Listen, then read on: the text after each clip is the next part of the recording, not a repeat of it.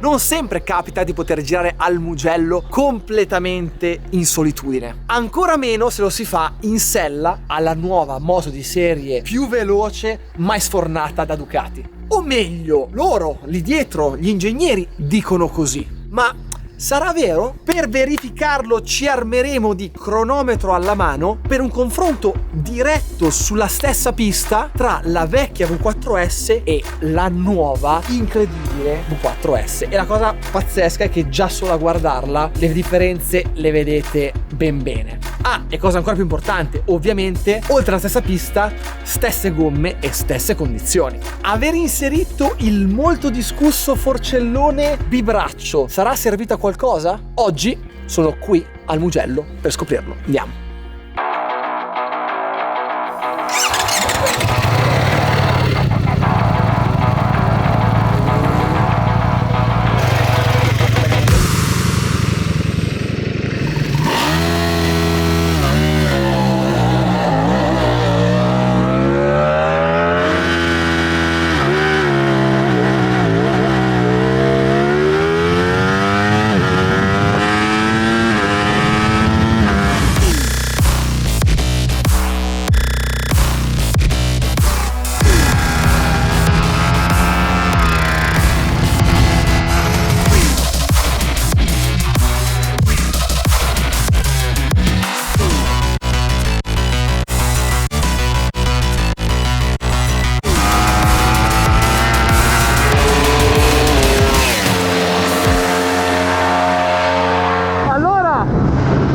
Sensazioni in sella è stranissima, cioè non è come nelle evoluzioni precedenti. A me sembra di salire su un'altra moto, ci vuole un pochino per assaggiarla, capirla. La prima cosa che posso dirvi è lo step senza senso che hanno fatto dell'elettronica. Non è più un'elettronica che la senti lavorare, la senti che qualche volta esageri. Facciamo un bel gioco. Adesso in 2 curve io aprirò di seconda a cannella in piega. Qui avete il mio freno, il mio acceleratore e l'angolo di piega. Vi faccio vedere come si può aprire il gas col DGC1 senza problemi a che angolo.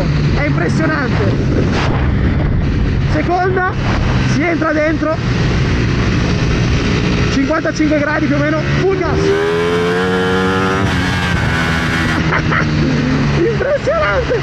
Seconda S, angolo, 50 gradi, full gas. Cioè, capite qual è la situazione? Uso l'acceleratore come un pulsante e la moto ti sta dietro. Non so bene cosa dire, cioè cerco di farvi vedere le cose in maniera pratica, non parlando e basta. Io so già la vecchia guardia che lì amo, adesso fa tutto l'elettronica. Ragazzi, per andare forte dovete guidare in ogni caso. L'elettronica vi dà una mano in termini di sicurezza e in termini di piacere di guida senza il rischio di spararvi per aria.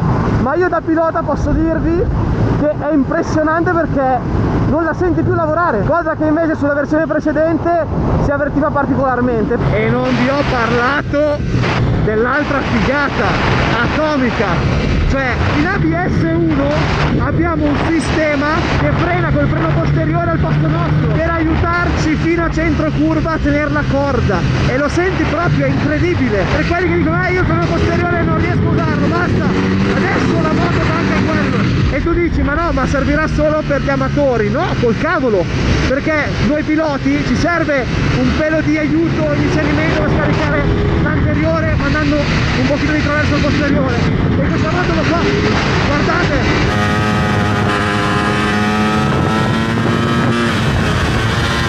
Traversino, il giusto, quello che serve per aiutarti ad accompagnare la moto in inserimento. Gas.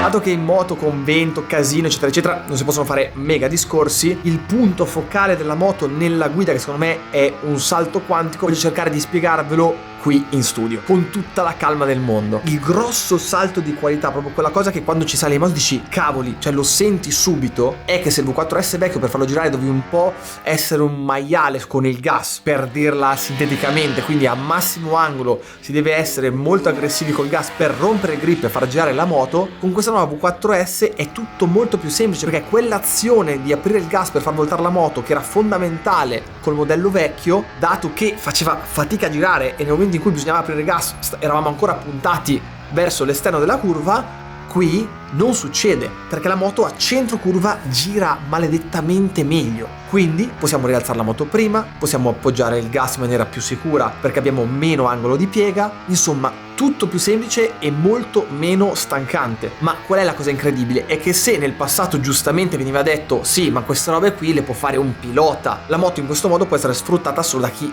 il gas ce lo dà veramente, chi gira in 51 al Mugello, per fare un esempio. E invece è proprio qui la differenza sostanziale, perché se è vero che l'amatore piega meno, frena meno forte e tutte queste cose qui, quindi il gap dal pilota è molto accentuato, con l'aggiunta del freno dietro combinato, che ovviamente si può anche disinserire, l'amatore, che ovviamente non riesce a piegare a 62 gradi di piega e quindi non riesce a far girare la moto come dovrebbe, con il freno dietro combinato, anche senza elevatissimi gradi di piega, la moto volta, perché il freno dietro rimane leggermente in azione anche quando noi abbiamo mollato il freno dopo l'inserimento, e fino a quando non andiamo a riprendere il gas continua a lavorare per farci chiudere la curva. E questa roba qui è folle, perché farà diminuire tantissimo il gap tra i piloti e gli amatori. E ho proprio provato ad andare più piano rispetto al mio ritmo per sentire il funzionamento, ed è un qualcosa di pazzesco. A quel punto l'ho disinserito per provare a fare dei giri forti. Nel momento in cui vai a sfruttare la moto, vai a piegare a 62 gradi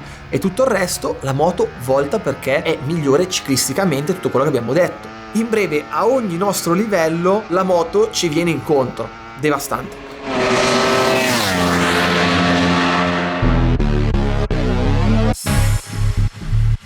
So già cosa state pensando, ma perché non fai un giro a bomba gomma nuova con la vecchia, un giro a bomba gomma nuova con la nuova, in modo che oltre che parlare tu, nel senso io, a cicerare, abbiamo anche un riscontro cronometrico? Ovviamente lo faremo con calma, però prima vi devo spiegare quello che avete sentito come sensazioni in sella, perché c'è un motivo tecnico del perché c'è stata questa evoluzione, perché ogni anno, ogni presentazione di moto sembra sempre è meglio di qui, è meglio di là, un pochino. No. Qui c'è tutto un discorso da fare, cioè partiamo dal primo step più grande che vi ho raccontato, cioè l'elettronica. I motivi per il quale c'è stato questo salto sono principalmente due, perché tutto il discorso elettronico è derivato direttamente dalle MotoGP moderne, non come la vecchia, dove i concetti erano un po' vecchiotti e quindi bisognava aggiornarli. Altra cosa importante, il cambiamento delle gomme. Siamo passati da un progetto che è iniziato con dei 200/60 Pirelli e ci siamo ritrovati a dover montare poi dei 200/65 cosiddetti gommoni, che ovviamente non erano ottimizzati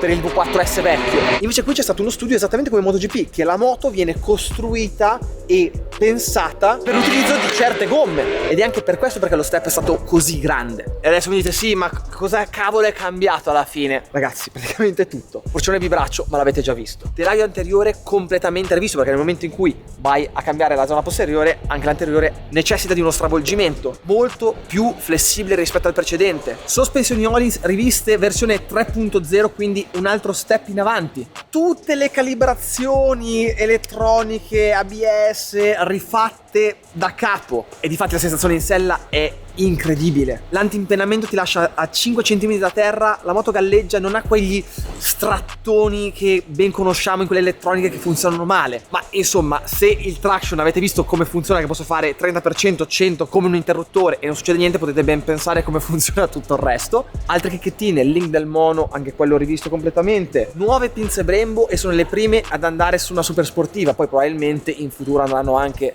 su altre moto. E poi anche l'estetica, il cruscotto, che bello è, cioè questa navicella spaziale praticamente. E un altro punto molto importante, l'ergonomia. Appena mi sono messo un attimo a mio agio, ho allargato i manubri, mi sono messo comodo in sella, devastante. All'inizio ti sembra un pelino più comoda dell'altra perché hai più spazio al posteriore, ti senti un po' più in poltrona, ma poi in sella capisci che è tutto fatto in modo per performare al meglio. Tutto l'insieme ti fa stancare meno sulle braccia, riesci a spingere di più con la gamba sul serbatoio per portarti dietro la moto. Con questa bombatura riesci ad agganciarti veramente bene al serbatoio in staccata e a scaricare tanto di più le braccia. E ragazzi, comunque mi sono rotto veramente le scatole di star qui a cicerare. Andiamo per il best lap con la vecchia e con la nuova.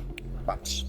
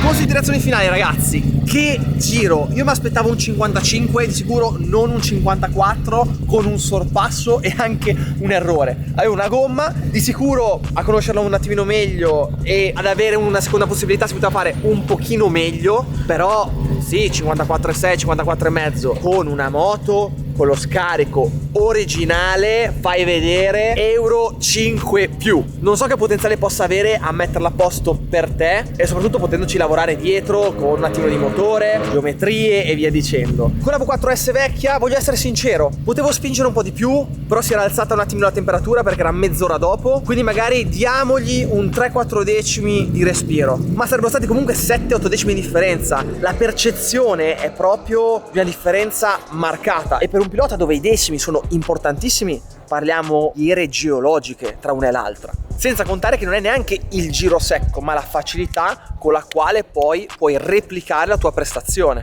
Quindi scegliete un po' voi gli ordini di grandezza. Il cronometro però ha detto 1 secondo e 2. Buona ragazzi, spero che vi sia piaciuta questa recensione e fatemelo sapere qui sotto nei commenti. Come al solito, gas e ci vediamo al prossimo video.